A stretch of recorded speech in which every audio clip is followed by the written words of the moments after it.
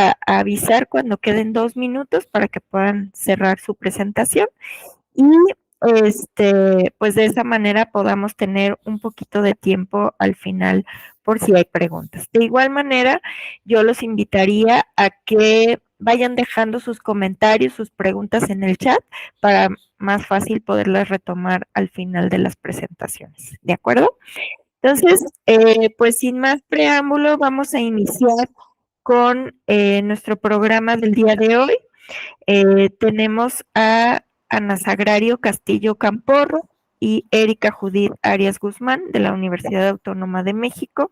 Bienvenidas.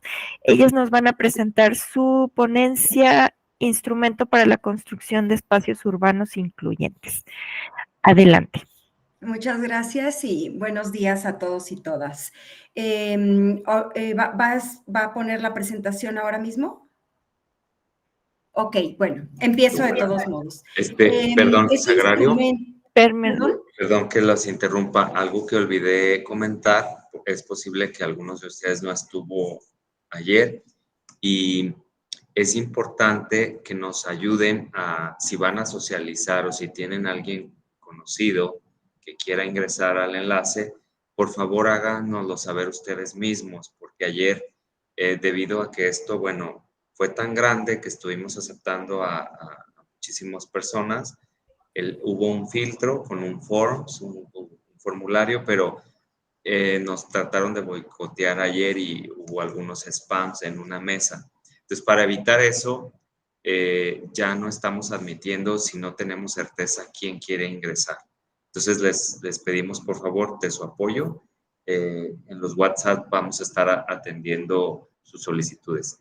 Perdón, nosotros ya nos encargamos de correr la presentación también. Gracias. Muchas gracias, Diego.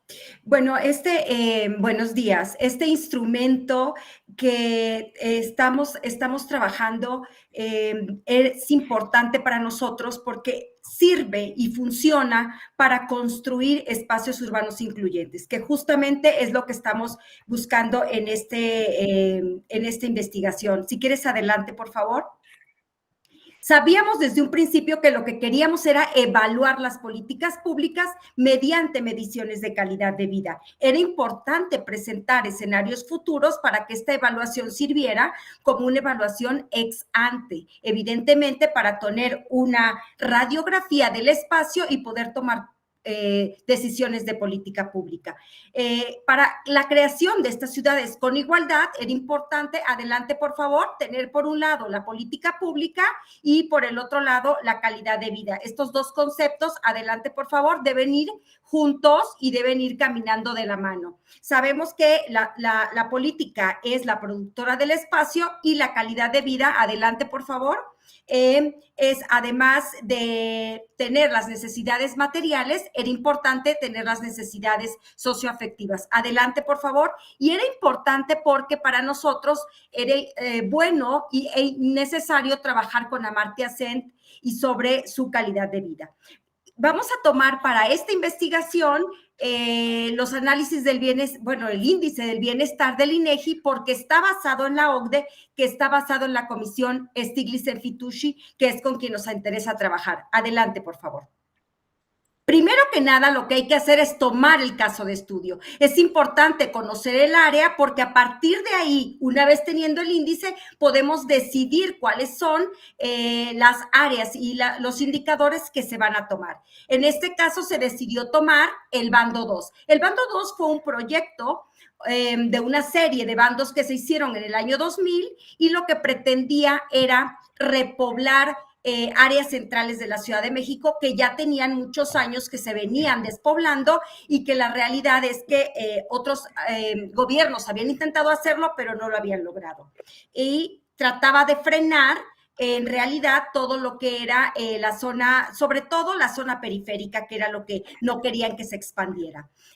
Contaban con la Benito Juárez, Cuauhtémoc, Miguel Hidalgo y la Venustiano Carranza. Adelante, por favor. Una vez que tenemos ya nuestra zona de estudio, era importante ya decidir cuáles iban a ser tanto nuestras variables como los indicadores dependiendo del espacio.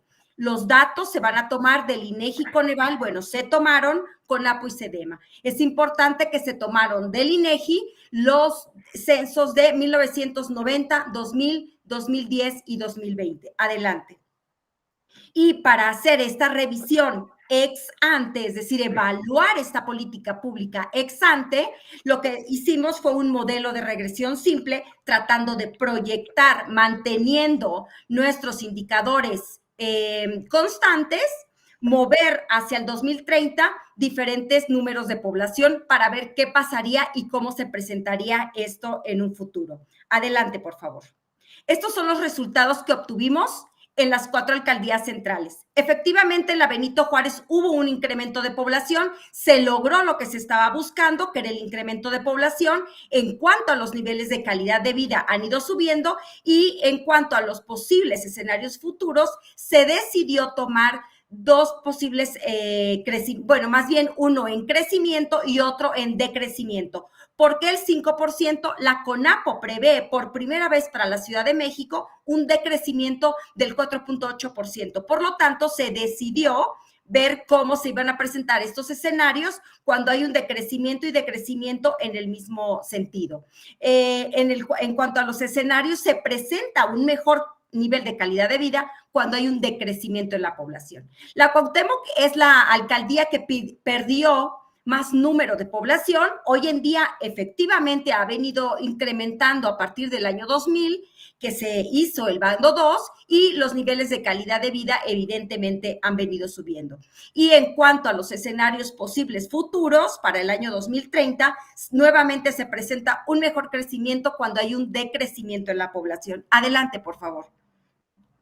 La Miguel Hidalgo es lo mismo, presenta un crecimiento en la población, al igual que sus niveles de calidad de vida, y nuevamente presenta dentro de los escenarios un mejor desempeño cuando está la calidad de vida en un decrecimiento de la población. La Venustiano Carranza es la alcaldía que presenta más diferencias. La realidad es que del 2000 al 2010 todavía presentó decrecimiento y aún empieza ya a tomar crecimiento, ha sido mínimo, pero ya empieza el crecimiento. En cuanto a sus niveles de calidad de vida, recordemos que esto es un estudio comparativo, entonces presenta un mejor nivel de calidad de vida comparado con los otros años. Y en cuanto a los niveles a futuro, presenta un mismo número en cuanto a tener un crecimiento o un decrecimiento en la población. Adelante, por favor. Estos ya son el análisis que se hizo a partir de los resultados obtenidos. Lo primero que era importante era incluir a la Ciudad de México en este momento para saber qué había pasado o qué pasaba en todo el territorio, claro, incluido estos 4 territorios. Como observarán, la Ciudad de México tiene unos niveles de calidad de vida. Si contamos el 2020, que es el último año que se tomaron de los censos, tiene un nivel un poco más bajo que otros años que ha tenido. La Benito Juárez y en general las alcaldías han tenido muy buen desempeño. Y en cuanto a los comparativos en los escenarios futuros, que es lo que nos interesa para evaluar ex ante, para realizar una radiografía del espacio, la realidad es que la Ciudad de México y la Benito Juárez presentan una mejor cuando se hace el estudio, evidentemente, de todos estos escenarios que son las diferentes alcaldías. Presentan uno mejor cuando tienes un incremento en la población. Es importante mencionar en este momento que si tú eres un administrador público, por ejemplo, de la Venustiano Carranza, y tienes la intención de buscar la manera de traer gente a tu alcaldía, lo que tienes que hacer es ir a los básicos. Es decir, una vez que tú tienes 1990, 2000, 2010 y 2020 y la propuesta para 2030, observar en dónde es que está teniendo problemas, en cuál de los indicadores, para poder enfocar los esfuerzos e incidir con políticas públicas y programas y poder subir el nivel de calidad de vida. Este es apenas el primer proceso que se está haciendo La verdad es que observamos que funciona, que podemos sacar mediante algo muy sencillo, podemos obtener datos que nos son importantes para poder tomar decisiones de política pública. Lo siguiente de estudio para nosotros es evidentemente saber cómo podemos incidir en cada una de las variables, como serían educación, salud o seguridad. Eso es lo que sigue. Adelante, por favor. Ya como última lámina, y una vez que estuvimos haciendo el esfuerzo por trabajar la evaluación ex ante, queríamos trabajar también para ver qué había pasado. Si bien observamos que efectivamente lo que buscaba el bando 2 se logró, queríamos ver como partícipes en busca de espacios que tengan inclusión, queríamos ver quién fue el nuevo habitante que vino a habitar estas partes de la Ciudad de México. Como observarán, se buscaron únicamente dos variables, que fue grado escolar y valor del suelo. Como observarán, a partir se hicieron valores del 2010 y 2020 y observarán con el azul muy fuerte que las alcaldías que tuvieron un mayor desempeño en grado escolar fue la Benito Juárez y la Miguel Hidalgo, un poco la Cuauhtémoc. Y cuando hablamos del valor del suelo, es importante decir que son valores refractados al 2020, es decir, los trajimos al 2020 para poderlos comparar. Y aquí observamos nuevamente que tienen un mayor valor del suelo comparado al año 2000, que fue el año en el que surge la política pública, y nuevamente la Benito Juárez y la Miguel Hidalgo son las que tuvieron un mayor incremento, al igual que algunas zonas ya muy delimitadas de la Cuauhtémoc. ¿Qué quiere decir? Que hubo un nuevo habitante, el que empezó a repoblar estas áreas del centro histórico. Y finalmente, adelante, únicamente para dejar claro que estábamos trabajando ahora ya con cada uno de los temas para incidir exactamente en cada uno de ellos. Es todo. Muchas gracias, Mara. Muchas gracias, Agrario, y gracias por tu manejo del tiempo. Excelente, muy amable. Muy interesante tu ponencia. Bueno, si tienen comentarios, acuérdense de utilizar el chat y al final los retomamos. Ahora, bienvenida a Luis Manuel Ochoa Sosa. ¿Está por aquí? Sí, aquí estoy. Hola. Hola, muchas gracias. Buenos días. Que nos acompañe, que nos presentará su ponencia, El problema de la vivienda en México empieza por el cuarto. Análisis de la iniciativa del Ejecutivo Federal para la reforma constitucional a fin de crear un sistema de vivienda para todas las personas trabajadoras. Adelante. Gracias, pues agradecer la consideración para esta ponencia de todas las instituciones y las personas de la organización.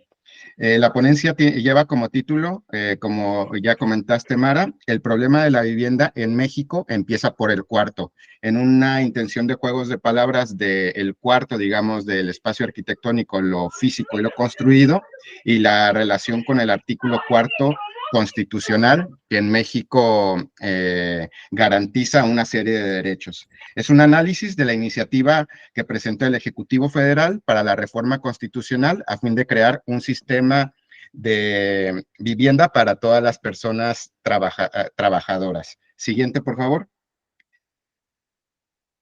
La ponencia forma parte de una investigación más amplia que trata de analizar o comparar y tiene como título ¿De qué hablamos cuando hablamos de vivienda? Es una comparativa en los países hispanoamericanos de la distinta utilización del lenguaje, sobre todo relacionado con la adjetivación de la vivienda, que en este seminario hemos seguramente escuchado muchas de estas adjetivaciones, desde lo social, la vivienda pública, digna, adecuada, asequible, accesible, etcétera. Siguiente, por favor. Para la metodología de esta investigación, estamos haciendo un análisis del contexto histórico de cada uno de los países considerados para posteriormente hacer la comparativa de los marcos legales en cada uno de los países, entrevistando agentes y especialistas de cada uno de los países considerados para finalmente llegar a un glosario de definiciones de la vivienda. Siguiente, por favor. Para esta vivienda, para esta ponencia, perdón, consideramos la vivienda como un derecho y analizaremos el marco legal en México. Como sabemos, la Constitución mexicana incluye el derecho a la vivienda desde 1917 y en 1948 la Declaración Universal de los Derechos Humanos incluye el derecho a la vivienda como un derecho de segunda generación que adopta la Constitución de México en 1983. Hay un marco amplio, pero nosotros para esta ponencia nos vamos a centrar en el artículo 4 del que se desprende la Ley de Vivienda y el artículo 123 relacionado también del que se desprende la Ley del Trabajo y la Ley del Infonavit. En 1991, la ONU establece el término de vivienda adecuada y define 6 características para cumplir con esta definición, que son la seguridad en la tenencia, la disponibilidad de servicios, asequibilidad, habitabilidad, accesibilidad y adecuación cultural. Siguiente, por favor. El artículo 4 de la Constitución mexicana describe: toda familia tiene derecho a disfrutar de vivienda digna y decorosa. La ley establecerá los instrumentos y apoyos necesarios a fin de alcanzar tal objetivo. Cabe destacar, y aquí enmarcamos la palabra familia y la descripción de la vivienda, que es digna y decorosa. Es decir, en México la Constitución solo garantiza el derecho a las familias. El artículo 123 dice: toda empresa agrícola, industrial, minera o de cualquier otra clase de trabajo estará obligada, según lo determinan las leyes reglamentarias, a proporcionar a los trabajadores habitaciones cómodas e higiénicas. Se centra, pues, en los trabajadores. Siguiente, por favor. En los últimos meses, el Ejecutivo Federal, en el marco del aniversario de la Constitución mexicana, propuso una serie de 20 reformas a la Constitución.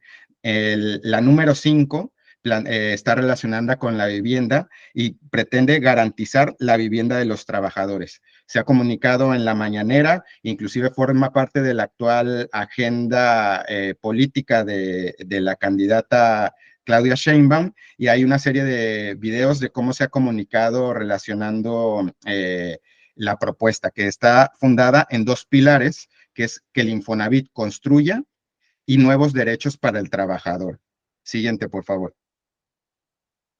La estructura de la iniciativa, que es un poco opaca en su difusión y en su acceso. Nosotros tuvimos la oportunidad de acceder a la iniciativa a través de investigadores o relaciones que nos la hicieron llegar, y de ahí partimos este análisis, partiendo de una estructura que plantea la propuesta concreta. Luego hay una exposición de motivos que forma el cuerpo de la propuesta y de la iniciativa para finalmente concluir en 3 objetivos fundamentales y la propuesta de modificación a la Constitución. La propuesta concreta es que la iniciativa es un proyecto de decreto por el que se reforma y adiciona la fracción 12 del apartado A del segundo párrafo del artículo 123 de la Constitución, a fin de crear un sistema de vivienda para todas las personas trabajadoras. Siguiente, por favor. La exposición de motivos enmarca o contextualiza en 4 apartados. Habla del derecho a la vivienda social como un derecho de la clase trabajadora. Hay una evaluación del derecho a la vivienda social en México. Contextualiza la situación de la vivienda social actual en México y plantea el arrendamiento social como herramienta de bienestar. Siguiente, por favor. Como comenté anteriormente, tiene 2 pilares, pero tiene 3 objetivos fundamentales, que son que el Infonavit pueda construir vivienda, la renta social con opción a compra y un beneficio a los trabajadores que a partir de un año de cotizar podrían acceder a una renta para, después de 10 años, optar a la compra de la vivienda. Siguiente, por favor. En el análisis puntual de la iniciativa, encontramos una serie de oportunidades y desafíos. Como oportunidades, podemos destacar que la iniciativa se fundamenta en una visión socialdemócrata o de izquierda, respaldada por referencias a la historia del movimiento obrero mexicano. En este sentido, busca distanciarse de la inercia de la política neoliberal que ha sido implementada en la mayoría de los países de América Latina, política influenciada por recomendaciones de organismos económicos del norte global, basada en el mito del fortalecimiento del sector de la construcción, el crecimiento económico, la generación de empleos y el desarrollismo. La iniciativa fortalece la idea del diseño de un sistema de vivienda que ya está considerado en la ley, pero que es importante que se centra en él, le da importancia al sistema. Destaca el papel fundamental del Fondo Nacional de la Vivienda para los Trabajadores, que es una característica destacable del modelo mexicano. El fondo tripartito que es muy particular del modelo de vivienda en México. Se introduce la posibilidad de la vivienda en alquiler a través de lo que se plantea como renta social. Siguiente, por favor. Como desafíos o debilidades, planteamos que el problema de la vivienda en México empieza por el cuarto. La iniciativa deja de lado la reforma o modificación del artículo 4 de la Constitución. Queda pendiente, pues, la actualización o definición del término familia para garantizarlo a todas las personas y la inclusión de lo que marca la ONU como vivienda adecuada. El artículo 4 no se toca.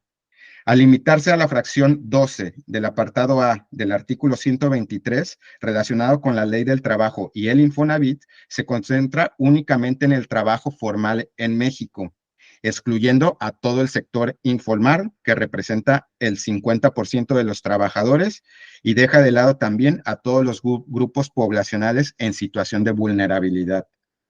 La propuesta se fundamenta en la descripción de la vivienda adecuada planteada por la ONU. Sin embargo, en la modificación concreta al texto no se incluye este término, sino que solo se sustituye por la palabra habitaciones por viviendas cómodas e higiénicas.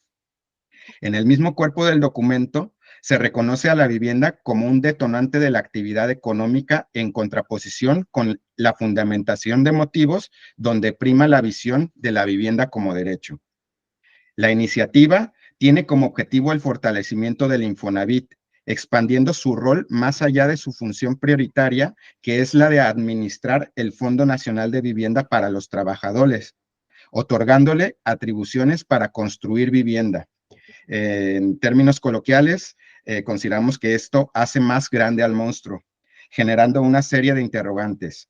Entre otras, pudieran surgir como, ¿por qué solo el Infonavit y no otras instituciones que administran fondos como el Fobiste? ¿Cómo se accederá al suelo? ¿Es esta la respuesta del Estado al evidente traslado del capital inmobiliario privado a otros mercados y modelos de desarrollo habitacional, como la verticalización de la que hemos estado hablando en este seminario? ¿Y cómo administrará y gestionará la vivienda en renta social? De fondo, el planteamiento de la renta social no es más que un esquema de renta con opción a compra. La iniciativa sigue apostando por el modelo único de acceso a la vivienda en propiedad a través del financiamiento. Es la deuda disfrazada del sueño de la vivienda propia. Siguiente, por favor. Nos queda un minuto, Luis Manuel. Concluyo ya. Siguiente, por favor. En resumen, México sigue careciendo de una política de vivienda y continúa con su enfoque en la financiación y colocación de créditos. La propuesta de reforma constitucional en México plantea desafíos y oportunidades significativos que requieren un análisis integral. Es crucial promover y participar en una amplia consulta y diálogo en las cámaras del Poder Legislativo, estando atentos para no dejar pasar la oportunidad y la voluntad política de incidir en el problema de vivienda en México. Con esto concluyo. Gracias. Muchas gracias y muchas gracias por el tiempo también. Si hay comentarios, pueden agregarlos al chat. Continuamos esta mesa con la presentación del doctor Gregorio Hernández Pulgarín. Creo que ya anda por aquí, ¿verdad? Muy bien. Él es doctor en urbanismo por la Escuela de Urbanismo de París y maestro en antropología por la Universidad de Bordeaux y antropólogo por la Universidad de Caldas, Colombia. Su ponencia se titula De la norma territorial a la práctica, fragmentación urbana y privilegio en la redensificación de Manizales, Colombia. Bienvenido, adelante. Muchas gracias. Bueno, primero aclaro que no es una ponencia solo mía, es con Jorge Andrés Rivera, que también está por ahí conectado, y vamos a hacer la presentación entonces entre los dos. El profesor Rivera, yo lo presento rápidamente, es doctor en Geografía Urbana de la Universidad de Barcelona, y los dos somos parte de la Universidad de Caldas y el grupo de investigación Territorialidades. Yo desde Antropología y él desde Geografía e Historia. Entonces, digamos que las dos visiones de la geografía, por una parte, del urbanismo en la mitad y de la antropología, se conjugan en esta propuesta de investigación que estamos desarrollando en la ciudad de Manizales, Colombia, una ciudad de la que les hablaremos ahorita. Básicamente, el punto central de la investigación es entender procesos de densificación recientes que ha experimentado la ciudad de Manizales y los efectos que esta genera, por una parte, pero también los actores que participan en ese proceso de densificación y de producción de la ciudad reciente. Pasamos por la diapositiva. Ok, Jorge, ¿estás por ahí? Sí, acá estoy. Muy buenos días para todos y todas las asistentes. El profesor José Gregorio Hernández ya me presentó. Somos colegas de la Universidad de Caldas en un encuentro entre la antropología y la geografía. Hemos hecho estos estudios. Entonces, brevemente voy a presentar en nuestra ciudad o área de trabajo. Hablamos de la ciudad de Manizales. Es una ciudad intermedia de Colombia por su tamaño, por su población. Precisamente cuenta con 458.000 habitantes para el último censo. Es una ciudad que, en principio, por sus restricciones o limitaciones topográficas, ha pensado que es necesario adelantar un proceso de densificación urbana, y eso entonces ha quedado consignado en su plan de ordenamiento territorial, que responde a la normativa de ordenamiento del país, una norma que surgió en el año 1997. Entonces, esa condición de ciudad de montaña, de ciudad andina, ha generado, por lo tanto, una doble condición. La primera, como decíamos, pues es una ciudad que por su difícil topografía ha enfrentado también unas dificultades en su configuración territorial. Pero también es importante destacar que por su geografía humana es una ciudad relativamente joven, es fundada en 1849 y nace producto de un proceso de formación espacial agrario alrededor del cultivo del café, que posteriormente en el siglo XX se hace agroindustrial y agroempresarial. Eso ha derivado entonces en un gran desarrollo por la acumulación de capital de esa economía cafetera, es conocido el país por eso, en la configuración de importantes redes técnicas de transporte como el ferrocarril, que es muy limitado en el país, pero esta ciudad lo ha tenido, lo que le ha permitido adquirir una condición en un imaginario colombiano de una ciudad prodigio por su modernidad. Y en ese marco de la modernidad surge en esa ciudad abrupta, difícil de construir, un eje de desarrollo de modernidad alrededor de una avenida, que es la Avenida Santander, que nosotros consideramos es una centralidad lineal de la ciudad que atraviesa, como se ve en estas imágenes, a lo largo de, digamos, una parte del lomo de esa gran vertiente de topografía muy marcada en la ciudad. En esa avenida, entonces, se ha generado en los últimos años un gran desarrollo inmobiliario en altura, y es lo que vamos entonces a presentar a continuación. Gregorio, te doy paso. Pasamos por la diapositiva. Muchas gracias. Sí, entonces la idea nuestra es analizar el crecimiento en altura que se ha suscitado durante los últimos 20 años, el siglo XX, en esta avenida Santander, como lo mencionaba Jorge. Este desarrollo inmobiliario ha tenido una característica, y es que nos enmarca directamente dentro de proyectos o dentro de instrumentos de planificación que materialicen el plan de ordenamiento territorial de la ciudad. Lo que se ha dado es un crecimiento en altura jalonado por la industria, o más bien por el sector inmobiliario, por algunos constructores que ven la oportunidad de comprar una vivienda de un piso, de 2 pisos, y construir allí una vivienda vertical, un edificio vertical en altura.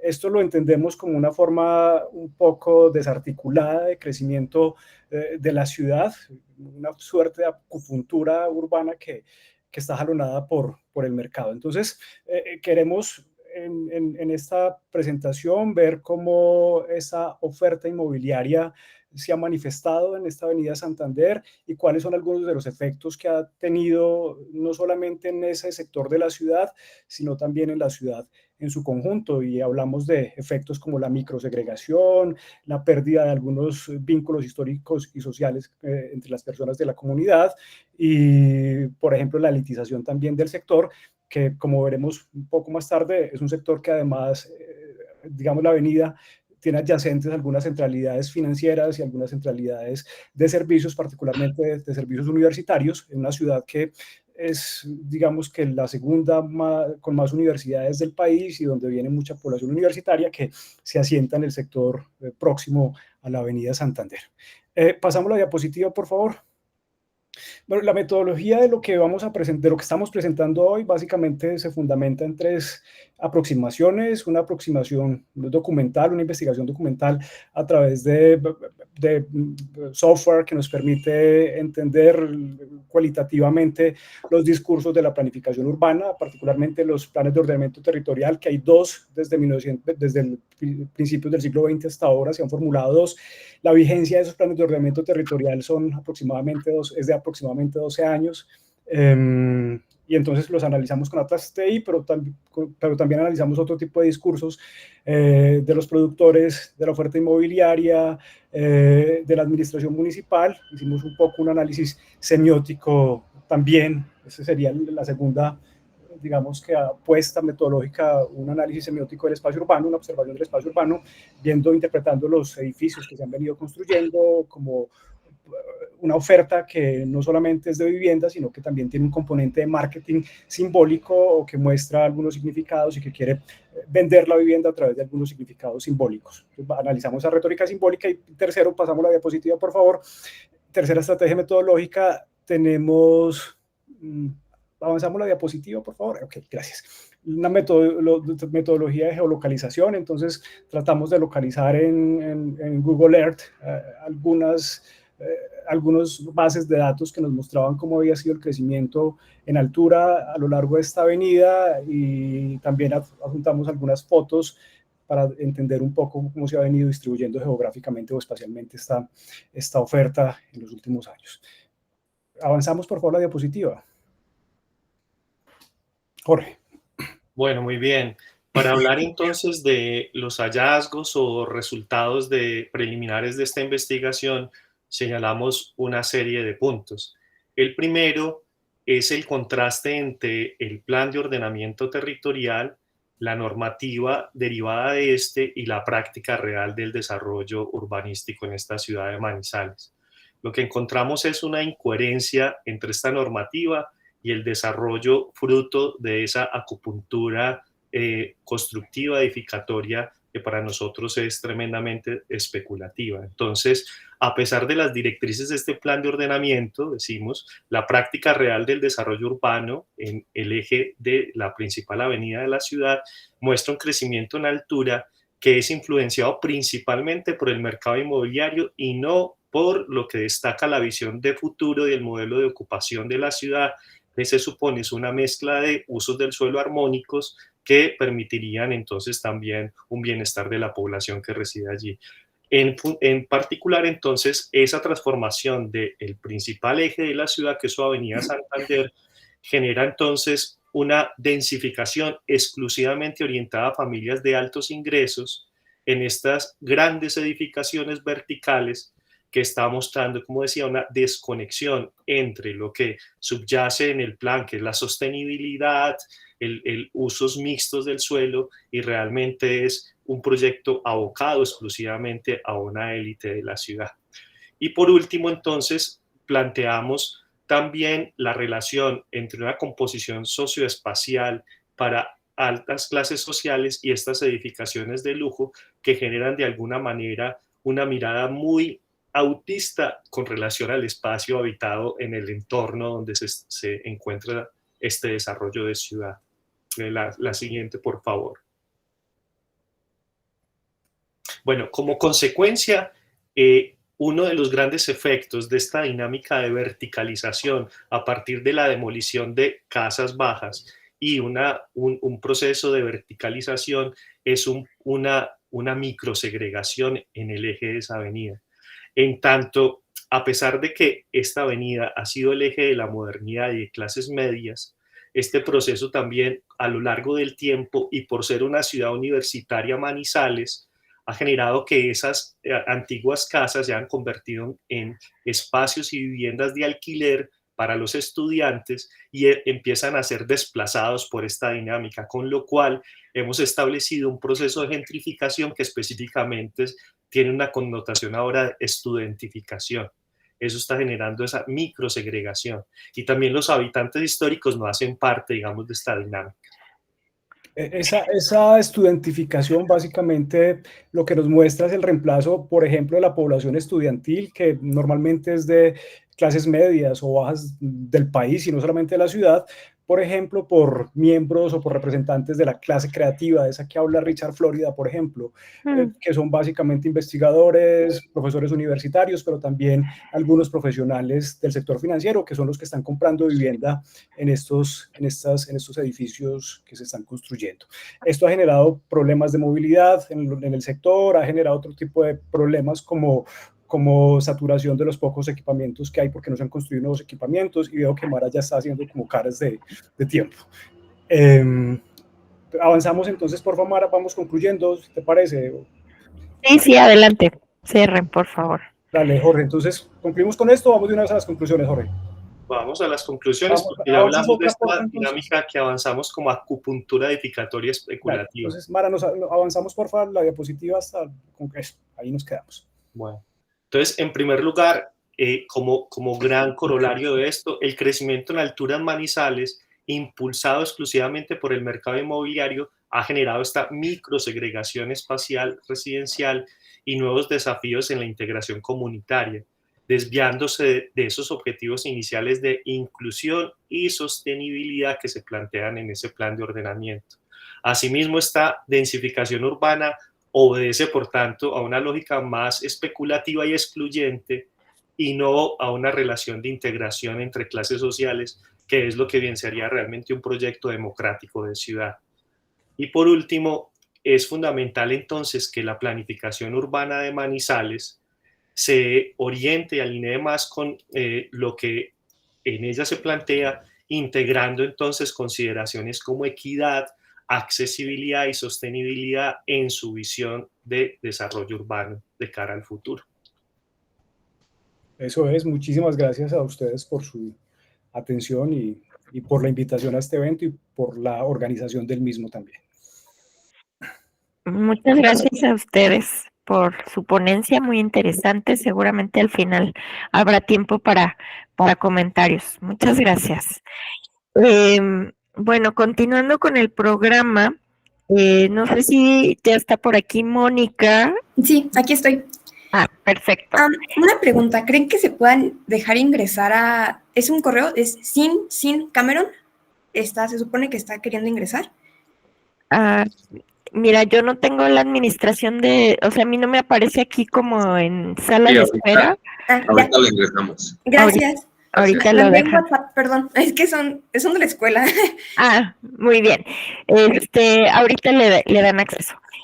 Pues les presento entonces a Mónica Andrea Mendoza López y a Emanuel Hugo Glenmore, que son estudiantes de Geografía Humana de la Simon Fraser University de Canadá, Columbia Británica, y nos van a presentar la ponencia titulada Análisis de los últimos 75 años de las políticas urbanas y gentrificación en un vecindario de la ciudad de Vancouver, Canadá. Adelante, Mónica, bienvenida. Hola, soy Mónica, soy estudiante de segundo año de la carrera de Geografía Humana en Simon Fraser University en Vancouver, Canadá. Y bueno, tenemos varias clases enfocadas a la gentrificación y a los procesos de poder de esta misma. Entonces, la siguiente, por favor.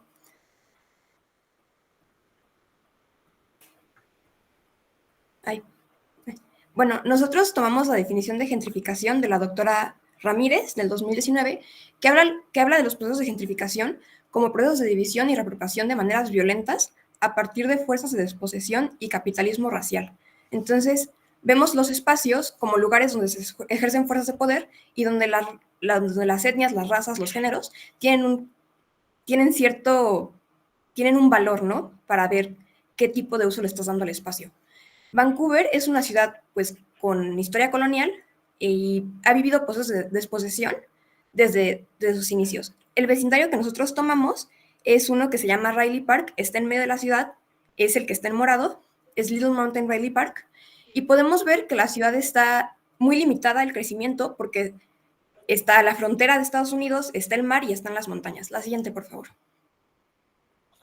Vancouver, desde sus inicios también, ha sufrido un montón con los problemas de asequibilidad en torno a la vivienda, porque no hay dónde crecer y hay muchas personas que llegan. Es una ciudad cosmopolita con un montón de habitantes. Hace 65 años, el gobierno federal canadiense hace las primeras casas de interés social, viviendas sociales, donde la renta está subvencionada por el gobierno. Y entonces, ahí viven comunidades de escasos recursos en el vecindario, que se establece en el vecindario de Little Mountain Riley Park. Es una clave de identidad, es un símbolo de identidad para el vecindario, porque es un vecindario de clase trabajadora. Y a partir del 2008 se eliminan las viviendas sociales y empieza a haber procesos de gentrificación o reurbanización, como mencionan algunos autores. El vecindario es céntrico y tiene planificación mixta, tiene un área comercial en el área de Main Street y en Fraser Street, que son las dos calles que lo dividen, que crean fronteras, que lo limitan, y que han visto también cambio en los comercios que hay, de ser comercios de inmigrantes a tener frentes más globalizados, ¿no? De hipsters, con helados veganos y veganos libres de gluten y cosas por el estilo. La siguiente, por favor. Nosotros lo que hicimos como metodología fue ir al lugar, al vecindario. Mi compañero reside en ese vecindario y sus papás se han dedicado también a ver los cambios que han visto, ¿no? Entonces fuimos y vimos fotografías desde que se creó, vimos las políticas de planeación, porque Vancouver tiene muy bien definido cómo tiene que crecer la ciudad y hasta dónde tiene que crecer la ciudad. El gobierno lo limita muy bien. Y entonces vimos que a partir del 2008 se cambian muchísimas políticas sobre el tipo de altura que tienen que tener los edificios, sobre qué comercios pueden existir, sobre que que ciertas casas no pueden tener comercios abajo y vivir arriba. Revisamos los medios de comunicación, periódicos, videos, podcasts, porque la gentrificación también se ve en cómo es que el vecindario se ve representado en los medios, porque pasa de ser un lugar de clase trabajadora a ser un video dice algo así como el nuevo vecindario hot y trendy de Vancouver. Y es algo que no se había visto, no era un vecindario de clase trabajadora, estaba ahí, no hacinado, pero estaba hecho a un lado. Y también vimos cómo han incrementado los valores de las propiedades del vecindario y cómo ha cambiado la demografía del lugar. La segunda foto de abajo, la foto de abajo, podemos ver que los inmuebles suben de precio, o sea, la tierra donde está el inmueble sube de precio, pero el inmueble se vuelve más viejo, baja. Entonces vemos que las casas no valen tanto, pero la tierra donde están está valuada en $3 millones. También consultamos las aplicaciones de cambio de lineamientos de uso de territorio, de viviendas para familias a tener edificios de altura media, y buscar también los carteles que ponen cuando quieren que una casa se destruya para volverse edificio. La siguiente, por favor. A partir del 2008 fue cuando se destruye la comunidad de Little Mountain para abrir espacio a condominios de lujo. Entonces, Holborn es una compañía de Malasia que compra la tierra donde están ubicadas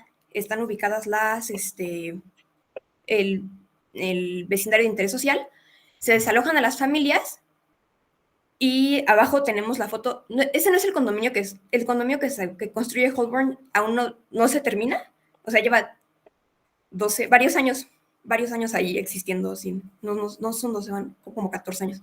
Y abajo está el nuevo tipo de edificios que se están creando. Ese es de una compañía que se llama The Fraser, o no, The Riley, de Ace Group, creo, que es el tipo de nuevos edificios que están. La siguiente, por favor.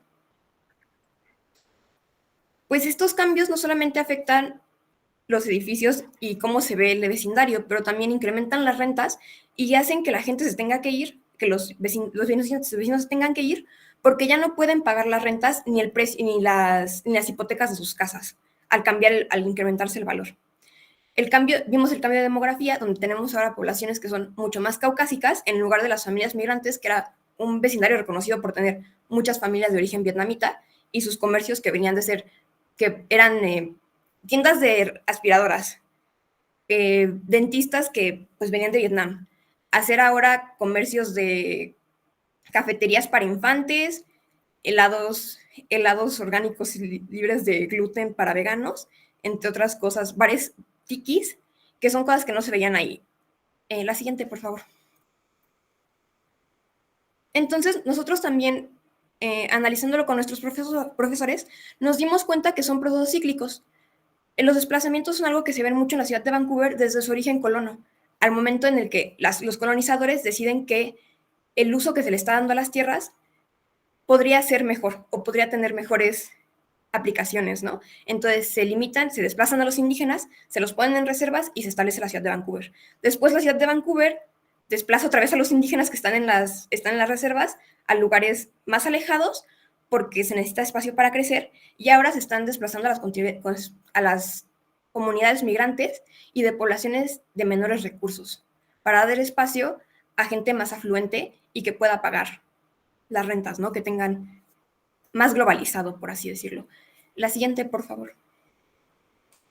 Entonces, vemos que son procesos raciales y que el uso del espacio no está definido por los habitantes, pero más bien por los tomadores de decisiones, que sería la ciudad de Vancouver, al momento de aceptar los cambios, o sea, aceptar nuevos tipos de aplicaciones del uso de suelo, inversionistas extranjeros, como sería Holborn, personas afluentes, que son las que podrían pagar las rentas, que pasan de ser de $1,500 a $3,000 cuando se destruye una casa, y los dueños del capital, ¿no? Que serían las personas que tienen los dueños de los espacios, los nuevos dueños de los espacios, entre otras personas. Esto fue lo que vimos, y que al final los procesos de gentrificación tienen que ver mucho con los pasados y con la historia del lugar, ¿no? Y fue algo que nos interesó mucho. Es algo que estamos aprendiendo todavía. Estoy presentando yo porque mi compañero está en una competencia, y que es importante conocer los lugares donde uno reside para saber qué cambios se están presentando y qué uno puede hacer para frenarlos o hacer algo. La compañía Holborn ha tardado muchísimo tiempo en construir sus nuevos edificios, condominios de lujo, a pesar de que ellos iniciaron todos sus procesos de transformación. Y sus eslogans que tienen por todo el vecindario dicen que las grandes historias tardan tiempo en escribirse, pero también están cambiando la identidad de un espacio sin tomar en cuenta a las personas que habitan ahí. Bueno, muchas gracias. Muchas gracias, Mónica. Qué interesante tema. A veces pensamos que son temas muy actuales, pero vemos que hay fenómenos históricos en otros lados. Gracias por presentarnos este caso.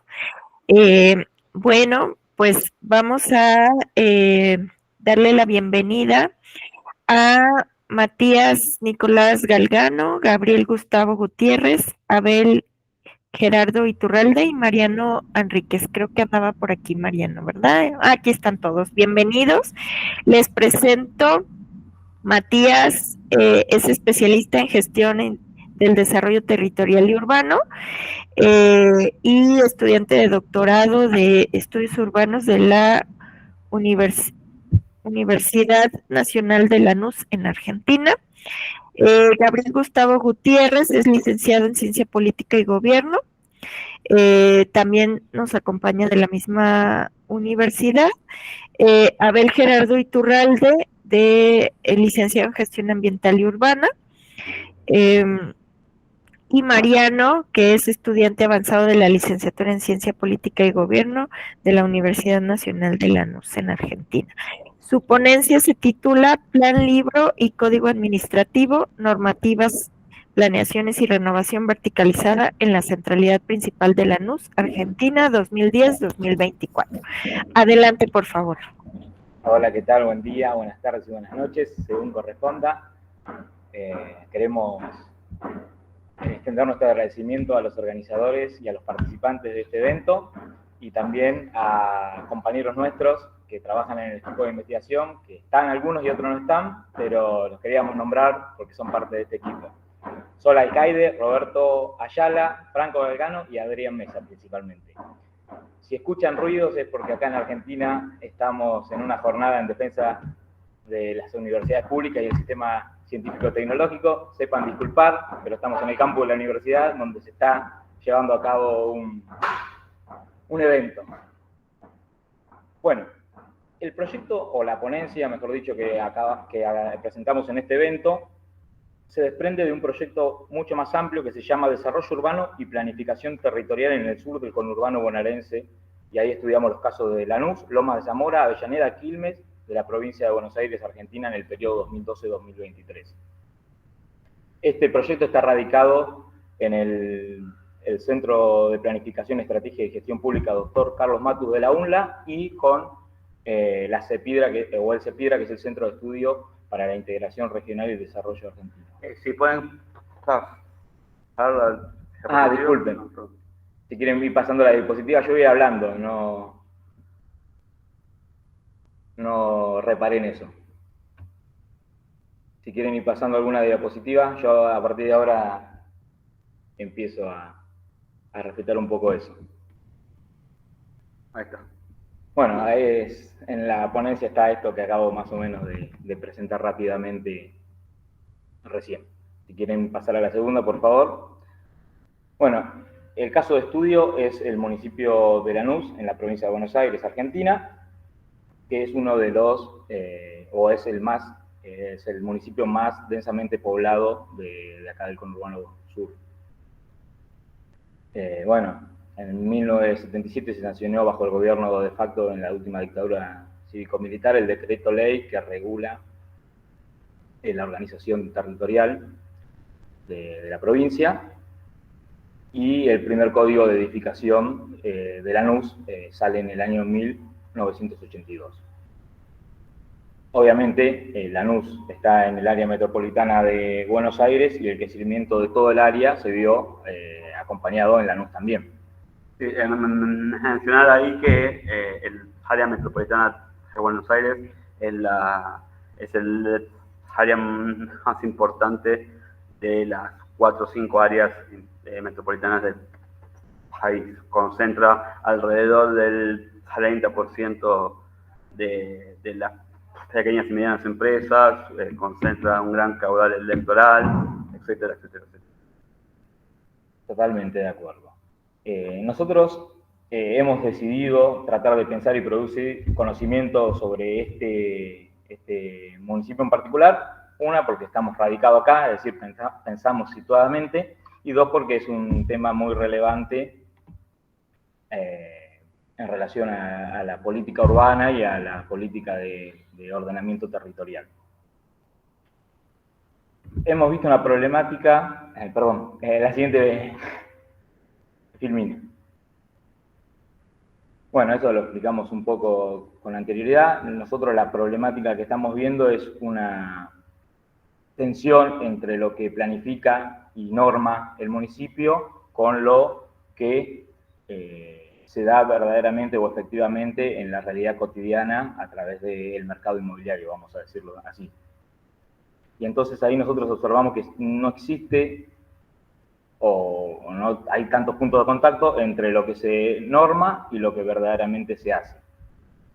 Una hipótesis, ¿no? Una hipótesis principal, uno podría pensar que lo que se planifica tendría que tener un correlato legislativo o una herramienta de gestión de la edificación y de crecimiento urbano, que no necesariamente en los municipios del conurbano, que son municipios que están alrededor de la ciudad cabecera, que es la ciudad de Buenos Aires, representan efectivamente el correlato entre lo que el municipio o el gobierno municipal quiere llevar adelante con las herramientas efectivas que tiene para hacerlo, entre ellos el código de edificación, ¿no? Bueno, entonces ahí nosotros el objetivo principal que nos propusimos para este caso particular es indagar las características técnicas y sociales, así como las herramientas normativas, a fin de encontrar este contacto o no con la realidad presente en los planes estratégicos para hacer frente a la gestión de la problemática sociourbana. En este caso específico en Lanús, pero nosotros tenemos un caso, digamos, o casos más amplios, por eso nos interesa comparar con los restantes municipios del conurbano sur bonaerense. Sí, acá hay una cuestión metodológica, que justamente está la cuestión metodológica en el medio, que este encuadre metodológico es el mismo encuadre metodológico que aplicamos a los 4 casos. Acá estamos exponiendo uno solo de esos 4. Ese encuadre involucra cuestiones cualitativas y cuantitativas. En cuanto a lo cualitativo, se toma como 4 ejes o dimensiones del análisis temático, como la técnica, la política pública del territorio, la capacidad estatal, es decir, de gestión pública, el contenido socioterritorial de la normativa urbana y el contenido técnico, contenido de ejecución, es decir, práctico de la planificación. Esto es un poco el encuadre general de todo el proyecto de investigación, pero específicamente como lo abordamos en este caso. Si puede ser la que viene. ¿Pueden pasar a la otra? Ahí está. Bueno, acá ya específicamente, pasando y haciendo un poco un recuento de lo que hicimos para este caso, lo que hicimos es relevar en base a los precios del suelo del portal web Property, que tuvo hace unos años una política de datos abiertos. Lo que se hizo es usar esa información como para relevarla y para mostrar cuál era el precio del suelo en el periodo de 2019-2020. Lo que se observa es que hay no hay propiedades que excedan en general los $300.000, o sea, no hay propiedades súper lujosas, pero sí hay propiedades renovadas. Y ahí se nota muy bien en un relevamiento que hizo en un municipio, como el precio del metro cuadrado en el centro del municipio, en el Lanús este y oeste, es mucho más importante que en la periferia. Esto es clásico, ¿no? Esto no hay nada nuevo, pero bueno, acá se ejemplifica muy bien. Y al otro costado lo que tienen es la relación, el desarrollo de las compraventas, es decir, las transacciones que se hicieron desde el año 2006 al 2023, que uno puede observar que en todo el recorrido no hay grandes oscilaciones, excepto en la crisis importante que surgió luego de la toma de la deuda internacional en Argentina en el 2018, que cayó muy abruptamente. Si a eso le sumamos toda la cuestión de la pandemia, bueno, cayó importantemente. Pero en general en todas las áreas hay un comportamiento más o menos igualitario. Si puede ser la próxima.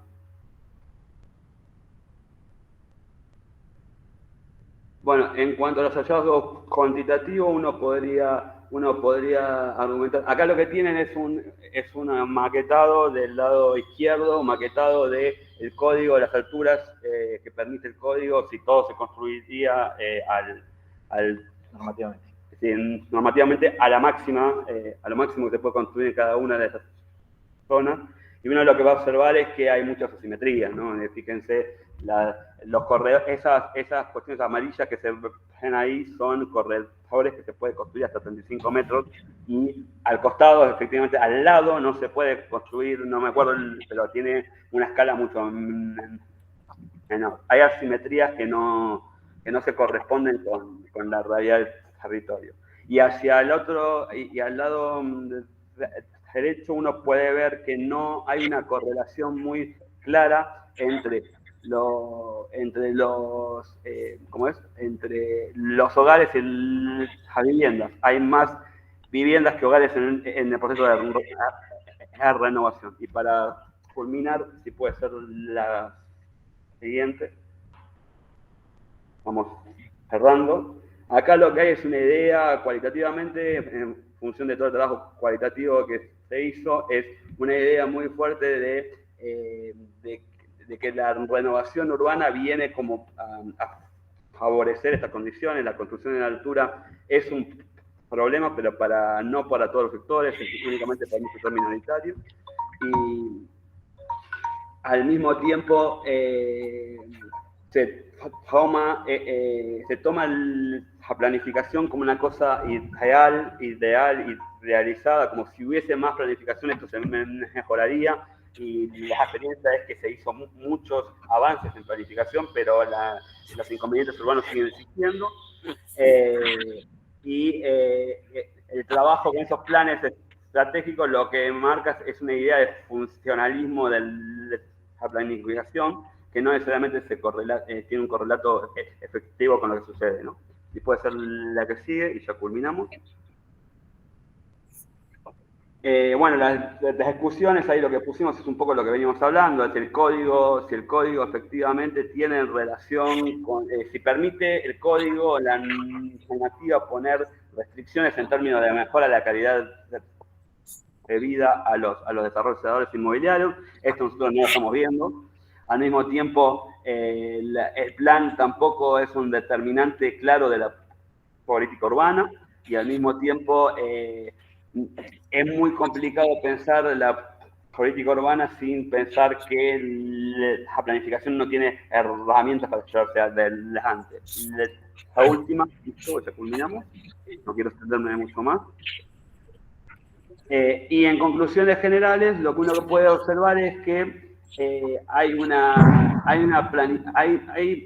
resistencias muy iniciales, incipientes a la verticalización, pero que en general es visto como que la verticalización viene a modernizar, a ayudar a la comunidad, cuando en realidad no se ve mejora de la condición de vida, ni hay más acceso a la vivienda, ni mucho menos. Esa planificación se hace en función de escribirla y queda ahí, y hay muchos inconvenientes para llevarla adelante. El código es un código administrativo. Bueno, y hasta ahí. Cualquier inquietud o cuestión, ahí tienen el email o las consultas que pueden hacernos. Muchas gracias por todo. Muchas gracias y perdón el ruido. Muchas gracias a ustedes, Gabriel y Matías. Igual si hay comentarios en el chat, podemos ponerlos y platicarlos ahorita que terminemos. Y por último, vamos a darle la palabra a Juan Carlos Caballero Martínez, de la Universidad Autónoma Metropolitana Xochimilco, que nos va a presentar su ponencia Retorno a la Ciudad Centro, una política sobre verticalización y desgregación de la ciudad, el caso Ciudad de México. Bienvenido, Juan Carlos, adelante. Hola, es un gusto estar en este seminario. Agradezco la oportunidad de presentar mi tema. Para empezar, lo que quiero comentar es que esta presentación es resultado de una investigación mayor, es parte de la tesis de maestría y que actualmente se está retomando en la tesis doctoral para conocer un poquito sobre los agentes gentrificadores. En esta presentación se hablará sobre una de las políticas urbanas que sustentó el crecimiento vertical, en tanto instrumento urbano que intentó controlar el crecimiento difuso de la ciudad, por un lado, y también contribuyera con el acceso a una vivienda asequible y decorosa.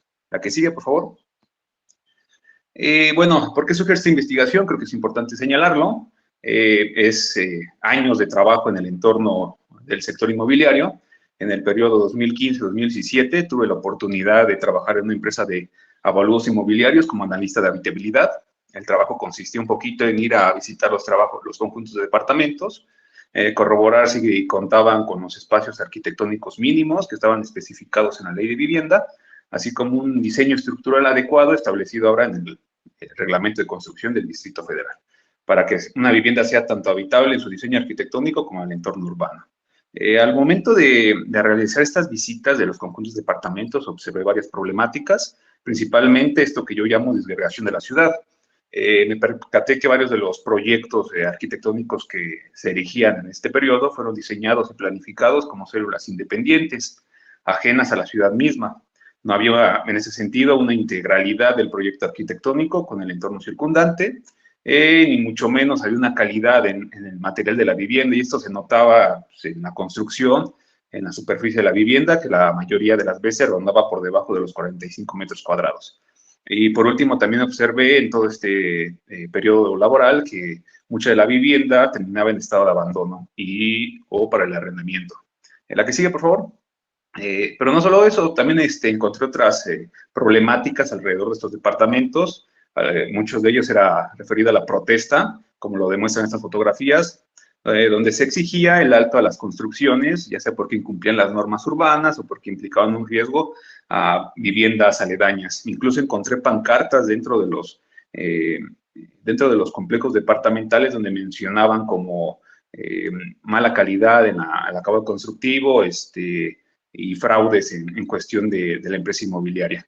Un caso muy famoso de todo esto fue lo que pasó con la Torre Mítica en Coyoacán, la cual taló cerca de 100 árboles de manera clandestina para elegir el proyecto. Toda esta situación hizo cuestionarme qué había detrás de todos estos proyectos. Comencé a indagar y me empezó a asombrar la cantidad de noticias, de protestas y escritos sobre el impacto negativo que podría generar esta construcción de conjuntos de departamentos.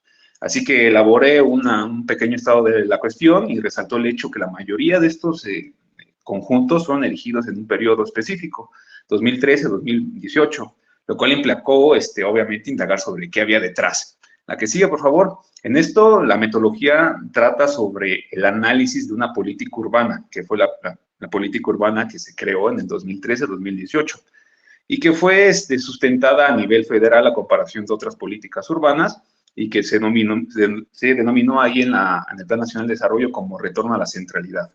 En ese sentido, la iniciativa fue fomentar ciudades más compactas mediante la verticalidad, así como incidir en el crecimiento del área urbana de las ciudades. Esta política tuvo dos grandes ejes: primero, crear ciudades compactas, y segundo, fomentar el número de proyectos de vivienda social en departamentos dentro de la centralidad urbana. Sería necesario mencionar que el crecimiento de la Ciudad de México, que pasó de 4 millones de habitantes en la década de los 60 hasta cerca de los 9 millones de habitantes en la década de los 80, según datos del INEGI. Este vertiginoso incremento demográfico generó ciertos problemas urbanos, referidos sobre todo al déficit de los servicios urbanos, mala calidad de la vivienda y desequilibrios de todo tipo, específicamente económicos, políticos, sociales, incluso administrativos, en lo que refiere el ordenamiento territorial. Ya desde la década de los 60 se venía discutiendo un poquito cómo la concentración podría ser una posible solución. Sin embargo, todos sabemos que debido al agotamiento del modelo económico, la crisis del 82, el debilitamiento político y administrativo del Estado, pues todas estas iniciativas no llegaron a concretarse. Cabe mencionar y resaltar que entrado el nuevo siglo, el Estado pasó de árbitro a facilitador de las condiciones para la libre acción privada. Y esto se ve reflejado en esta política urbana.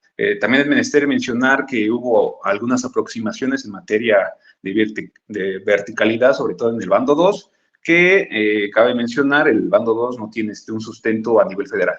La que sigue, por favor, el número 5. Y bueno, bajo este panorama es que se crea la política de retorno a la ciudad centro, anunciada en el Plan Nacional de Desarrollo y creada específicamente con un Programa Nacional de Vivienda.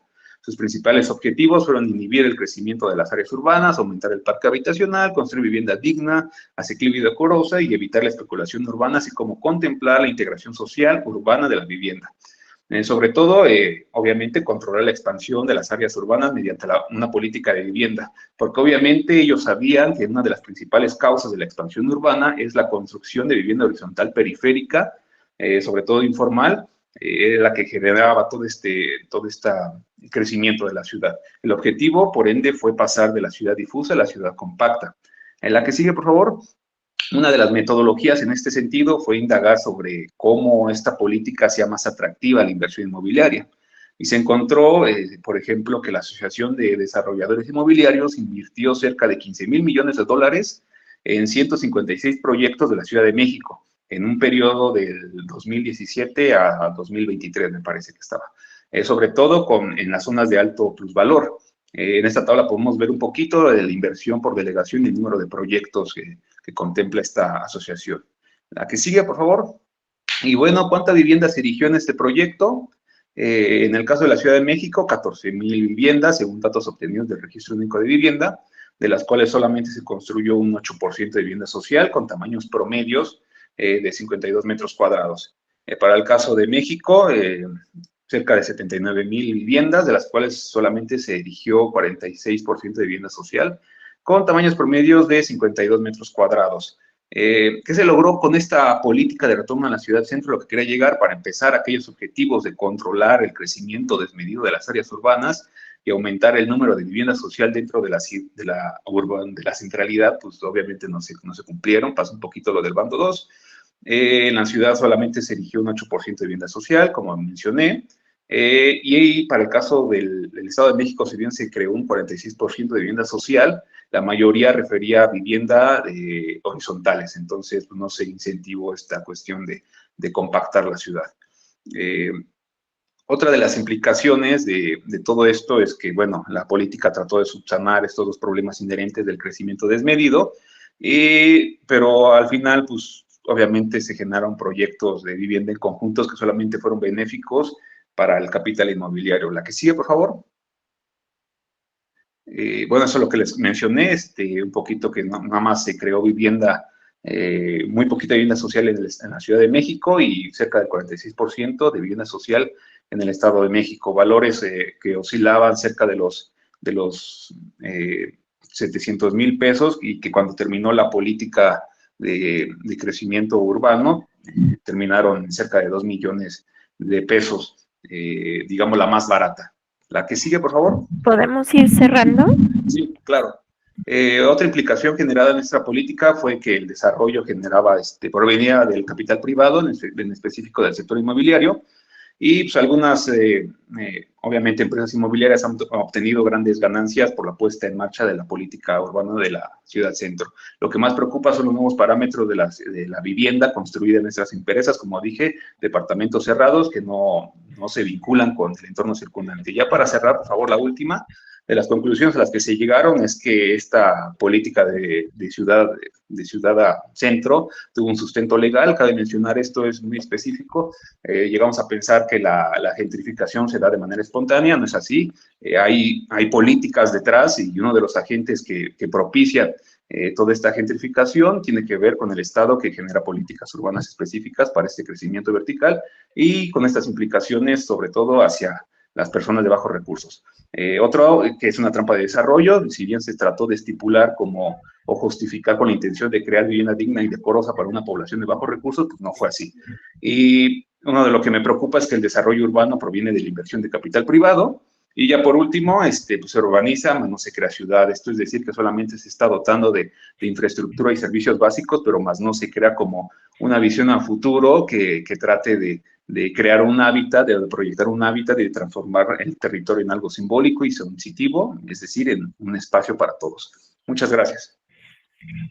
Muchas gracias, Juan Carlos, por tu presentación. Muy interesante.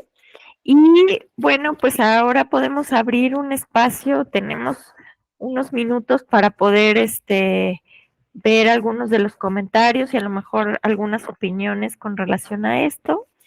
Aquí tenemos, a ver, un comentario de Jorge Eduardo Vázquez. Para los compañeros de la Universidad de Caldas, una pregunta: la presencia de los suelos de protección en áreas periféricas de la ciudad de Manizales, que son de alto valor, que define la estructura ecológica principal, ¿se ha convertido en un freno a la expansión urbana? ¿Esta condición justificaría el aumento del índice de edificabilidad en suelos urbanos? Esa es como una pregunta. Un comentario por aquí de Marta López hacia Mónica. ¿Existe resistencia de los pobladores a los cambios? Menciona con relación a su ponencia. Entonces, no sé si quieran responder estas dos preguntas y ya de ahí, pues los demás vamos dando la palabra.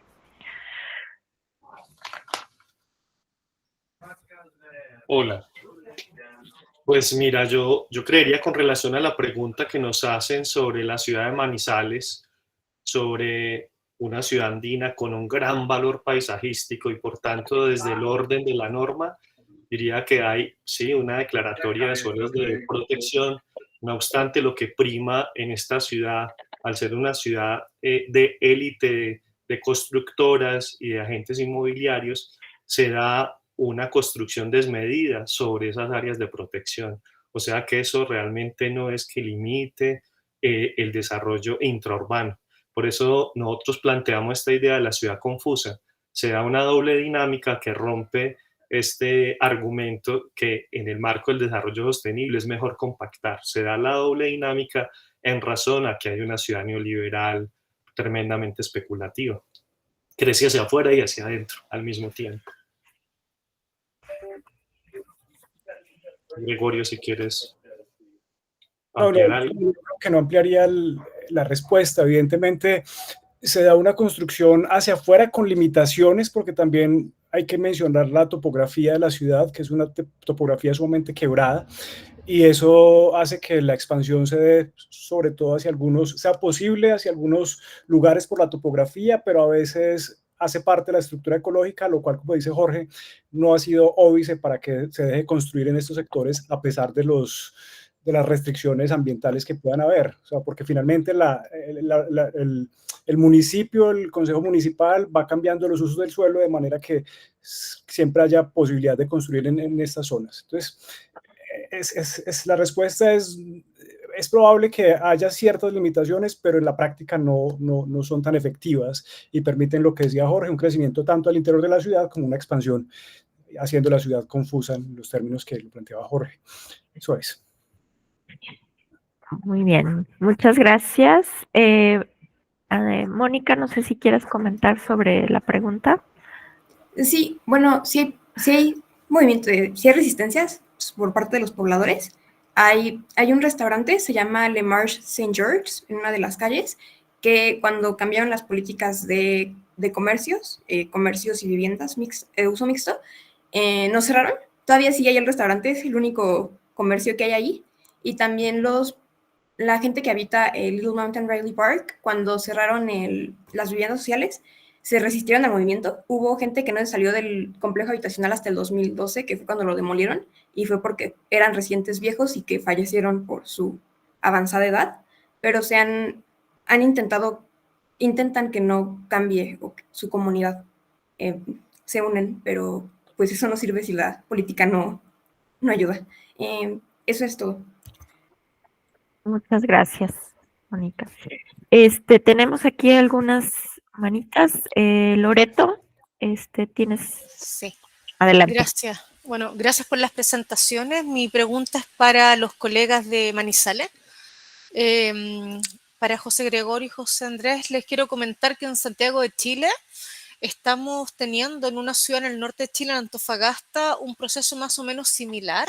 Yo trabajo temas de de verticalización, lo trabajé en el centro y ahora lo estudio en distintas ciudades y se da una característica muy similar que es una verticalización de lujo o por lo menos muy cara respecto al resto de los procesos que se dan en el resto del país. Entonces me gustaría saber, en nuestro caso, es muy enfocado a la ciudad de la mayor producción de cobre y está asociado a una actividad económica. Y la segregación es una segregación muy insular y desagregada del resto. Entonces me gustaría saber cuál es la característica en términos espacial del proceso de verticalización, si es microsegregación de escala, de gran escala, y si está asociado a lo mejor a alguna actividad económica, tratando de encontrar a lo mejor puentes y similitudes con lo que está pasando en Santiago de Chile. Gregorio. Pues mira, lo que hemos identificado es que se trata de una microsegregación, lo que se está suscitando en Manizales en torno a esta avenida, y pensaríamos que sí hay una actividad económica, pero es de naturaleza terciaria. Yo creo que Manizales en los últimos años se ha caracterizado por estar en los primeros lugares del doing business del país. Es como una de las ciudades en las que más se están haciendo negocios financieros y no entendemos cómo, porque la ciudad no es que sea pues una potencia económica nacional, pero sin embargo está trayendo inversionistas y gente que hace negocios, por una parte. Y por otra parte, se ha dado también un gran desarrollo del sector terciario en torno a los servicios de salud, que finalmente la salud acá es pública, privada, pero los actores privados tienen gran preponderancia, y en las zonas aledañas a la avenida, pues se han construido muchas instituciones que prestan servicios de salud y muchas EPS, entonces hay, digamos que, un sector servicios por ahí que se desarrolla, a lo que se le sumaría la presencia de varias universidades que desarrollan más, digamos, que una oferta de clases creativas. O sea que sí hay unas actividades económicas, pero podrían ser sobre todo terciarias. No sé, Jorge, ¿qué tendría para adjuntar? Sí, yo creo que hay un efecto que sin lugar a dudas es la microsegregación. Como decíamos nosotros, esta verticalización de lujo lo que está demostrando es que toda la oferta está orientada a esto de las clases creativas, incluso unas clases intelectuales, porque es una ciudad donde predominan las universidades como un motor de desarrollo. Entonces, hay una vivienda orientada para las personas que trabajan en este sector lineal, que son centros de negocios, sectores financieros, empresas privadas de la salud y universidades, con lo cual hacia allí está orientada toda esa propuesta de oferta. Lo que nosotros estimamos es que si se quiere realmente construir una ciudad democrática, inclusiva, sostenible, y siendo una ciudad universitaria debería haber residencias universitarias, por ejemplo, para los estudiantes que tienen bajos ingresos, pero tienen buenos rendimientos académicos y no sean desplazados en esa lógica de que se encarece el valor del alquiler también. Ellos habitan en ese sector y están siendo desplazados. Súper, gracias. Si podemos tener más acceso a la investigación, genial. Si podemos vincularnos después. Gracias. Claro que sí. Muchas gracias. Tenemos una última pregunta para Ana Castillo. ¿Podría explicar cómo fue el proceso que se hizo para seleccionar los indicadores que se utilizaron para la investigación?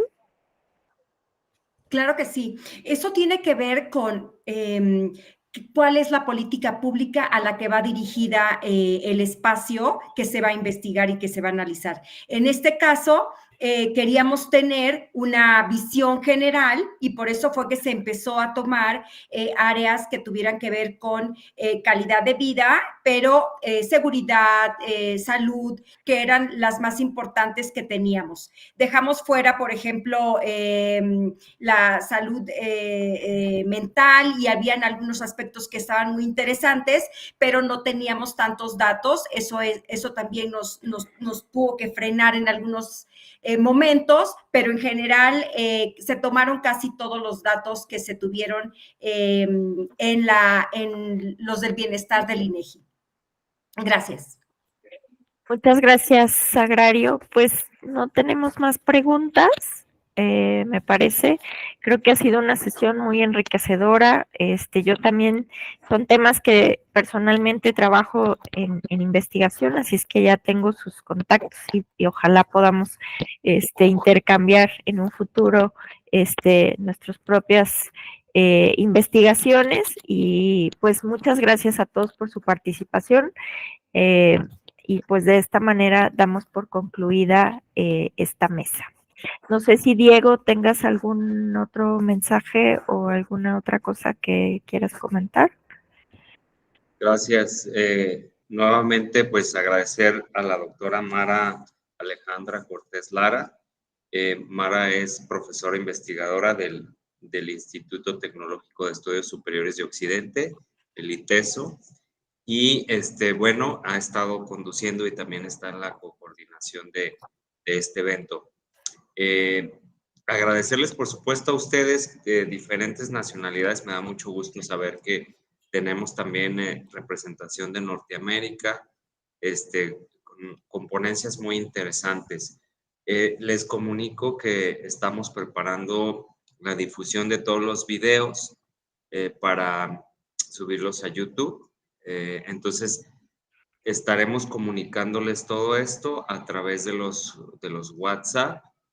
Por favor, les pedimos que si es de su interés continuar con con la comunicación, la difusión de la información y sobre todo la colaboración, no salirse de los WhatsApps. Es posible que durante los próximos días, la próxima semana, finiquitemos la información precisa y también, por supuesto, si va a haber publicaciones o no, las fechas también de los certificados. Es decir, todavía hay cuestiones pendientes, entonces, pues que estén enterados, ¿va? Vamos a pasar entonces a la siguiente mesa, la que comienza a las 11:30. Les haremos llegar el enlace. Muchas gracias. Gracias a todos. Buen día.